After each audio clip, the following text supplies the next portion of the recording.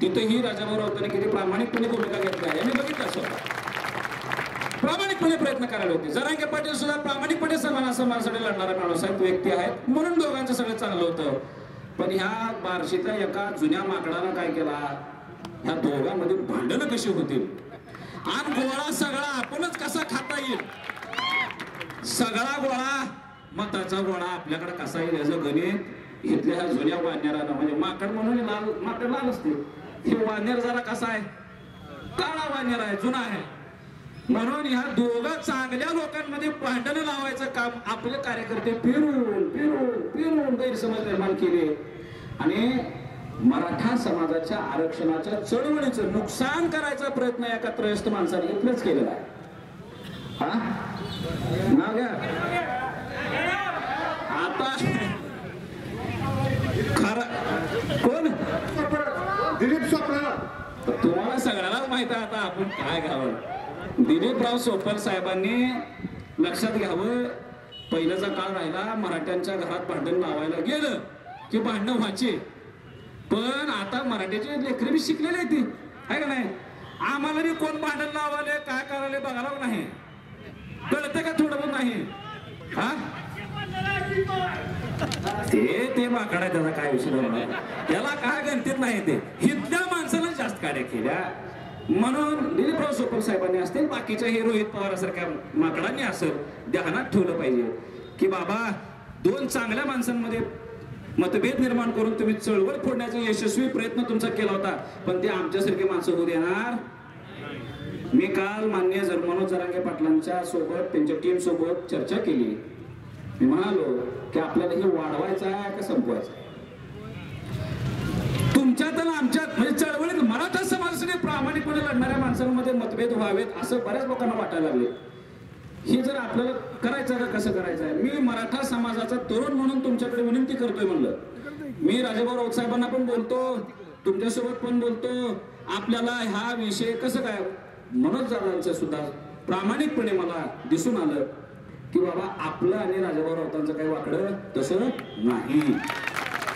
आपलं कशामुळे वाकडवायचं काय कारण आहे. थोडं बहुत काही लोकांनी आम्हाला इथे येऊन सांगितलं, त्यांच्या जवळच्या माणसाने मला बोलले की आम्हाला काही लोकांनी काही माहिती दिली होती असं तू कसं बोलले, त्या अनुषंगानं काही मत जेवण त्यांनी झाल्यामुळे राजाभाऊ राऊत पण राजाभाऊंचं पण रक्त कसं गरम आहे जरा. ह्यांचं बी ह्यांनी मला जेवायला लावून घेतलं की आला आपण एवढं प्रामाणिकपणे काम करायलोय, आपण समाजासाठी काहीतरी तोडगा काढा जाऊन करायला लागलोय आणि आपल्याविषयी जर अशी बदनामी होत असेल कुणालाही वाटणं साहजिक आहे का नाही. म्हणून दोघांच्या मध्ये जे काही थोडं बहुत मतभेद होतात तो काल फोनवर थोडं बहुत मिटवायचा प्रयत्न केला. आम्ही प्रत्यक्ष भाऊंनाही विनंती केली की भाऊ जे झालं ते झालं, मागे झाले पाहू नका, पुढे जाणे नाही तुका. आज आपल्याला आपल्या जरांगे पाटलांच्या विरोधात काही भूमिका बोलायची नाही आणि ते सुद्धा तुमच्या विरोधात बोलणार नाहीत. मी आज भाऊंना विनंती केली, भाऊंनी आता एकाही पॉइंट मध्ये विरोधात बोलले नाहीत असं माझ्या कानापर्यंत आले. मी पण लक्ष ठेवत होतो. आता असं जिथून मी जरांगे पाटलांच्या पर्यंत जाणार आहे त्यांनाही विनंती करणार आहे. महाराष्ट्रात राजाभाऊ राऊतांच्या ऐवजी इतर कोणता बी आमदार असता तर योगेश केदार सगळ्यात पहिल्यांदा त्याच्या अंगावर गेला असता. राजाभाऊ राऊत साहेबांची माहिती आम्ही बी घेतली आहे. इथं 2-4 वेळेस आलोय. इथं उपोषणला एकदा आलो होतो, त्या तहसील कार्यालयासमोरच्या पुन्हा जरांगे पाटलांच्या सभेलाही होतो, तिथेही मी बोललोय. इथं लोकांचे माझा परिचय आहे. या मराठा जातीसाठी लढणारा कार्यकर्ता म्हणजे राजाभाऊ राऊत आहे.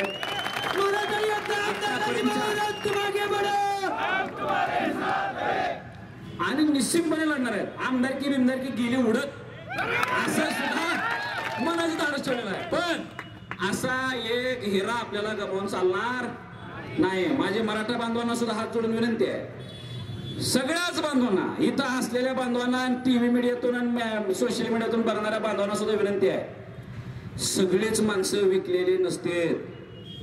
कुणीतरी सोशल मीडियात एखादी अशी पोस्ट सोडते ना, आपल्याला समज होतोय ना, आपण ते फॉरवर्ड करतोय, ह्याच्यातनं गैरसमज वाटते. मोठ्या नेत्यांमध्ये कधी गैरसमज जास्त नसते, लक्षात ठेवा. खालच्या लोकांनी जर पेरायला चालू केलं तर ते रान जास्त फाटते. म्हणून राजाभाऊ राऊतांवर काही लोकांनी टीका करायचा प्रयत्न केला. काही पक्षाचे काही सोशल मीडिया आहे, टीम आहे, त्या टीमनं बऱ्यापैकी बदनाम करायचा प्रयत्न केलाय. पण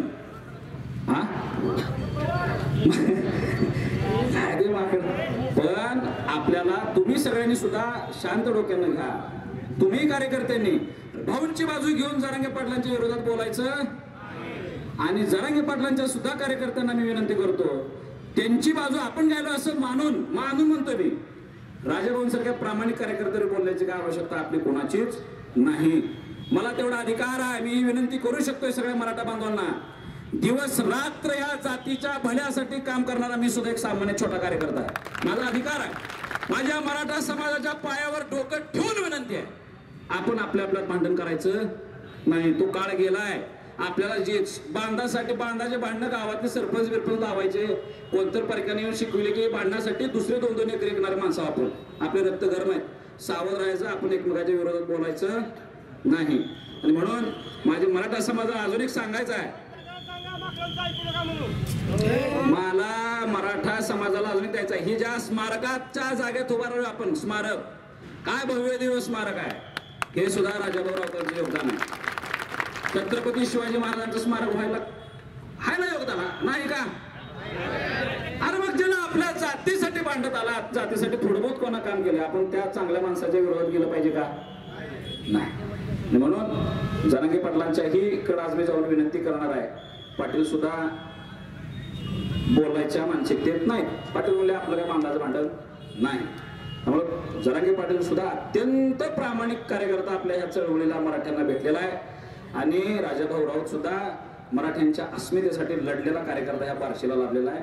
आपल्याला दोघांनाही सांभाळायचं. म्हणून ते दोघांमध्ये मतभेद कमी होण्यासाठी म्हणून मी इथं आज आलेलो आहे. सरकारचा पार्ट हा वेगळा आहे आणि राजाभाऊ राऊत साहेबांची जी भूमिका आहे की ही विधिमंडळामध्ये हा कायदा झाला पाहिजे. आज आपला ऐरणीवर विषय आहे.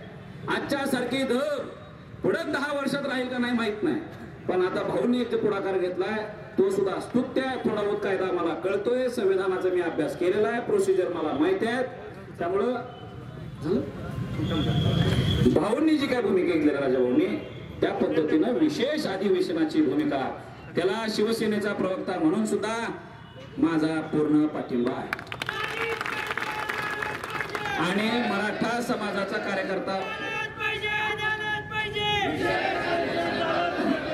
मराठा समाजाचा कार्यकर्ता म्हणून सुद्धा माझी सरकारला सुद्धा विनंती असणार आहे की आपण या बाबतीत एकदा विरोधकाच्या मनात काय कळू द्या. हो मग आम्ही एकदा नियोजन केलं तर सरकारनं काय केलं, सह्याद्रीला सर्वपक्षीय बैठक बोलवली होती. तुमच्या माहितीसह सांगतो, तुम्हाला थोडी माहितीच असतो, पण मी त्या सिस्टम मध्ये होतो, मध्ये बोलवली होती.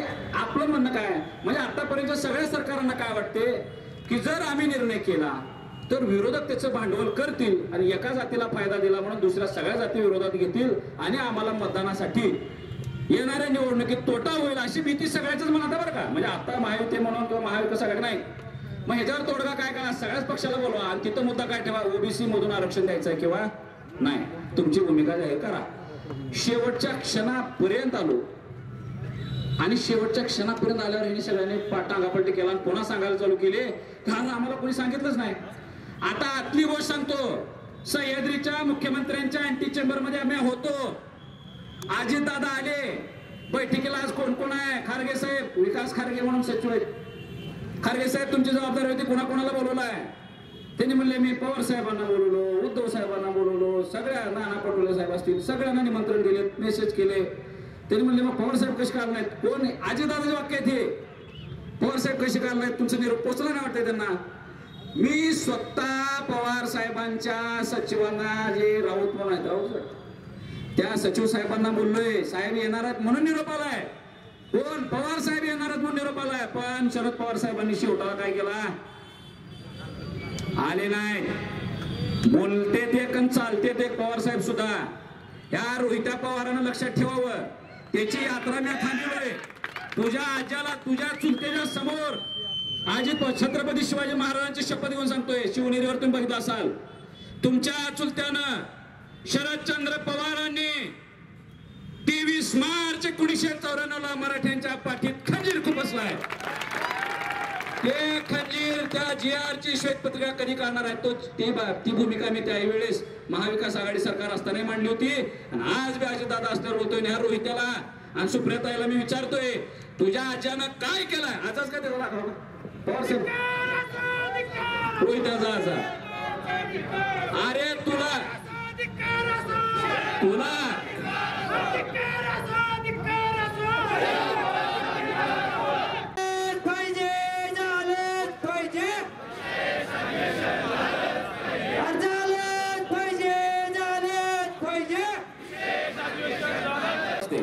का सगळा लाभ आपण हाणावा. मग ते वांगर बघते बघते त्यामध्ये भांडण करू नका, तराजू मेट होतो. इकडचा थोडा गोळा खातोय, त्याचं जरा वजन कमी झालं की तिकडचा जरा गोळा खातोय. तसंच पाहिजे आमदाराची भूमिका आहे. आणि ही भूमिका ती मागणी जर मान्य करायचं असेल तर सभागृहात अधिवेशन झालं पाहिजे. ही जी भूमिका राजाभाऊंनी घेतलेली आहे, सभागृहाशिवाय आणि आमदारांनी सगळ्यांनी एकत्रित येऊन कायदा केल्याशिवाय सध्याच्या आरक्षणाचा तिढा सुटणार नाही. म्हणून राजाभाऊ राऊतांच्या ह्या भूमिकेला समर्थन देण्यासाठी मी इथं आलो. लहानपणी असताना एक गोष्ट होती, आम्हाला धडा होता. आता त्या धड्यातले सगळे जे प्राणी आहेत, ह्या प्राण्यांचं तुलना ही आपण लगेच करायला, म्हणजे कसं तुमच्या डोक्यात घ्या तो विषय. ते मांजराच्या जाग्यात ही 2 वाघ आहेत फक्त, असं झालं बरं का. मी मांजरा सांगतो काय होतंय. 2 मांजरं असतात, त्यांना लोण्याचा गोळा सापडतोय, बरोबर आहे का. मग हे 2 जण त्या लोण्याच्या गोळ्याच्या हक्कासाठी कष्ट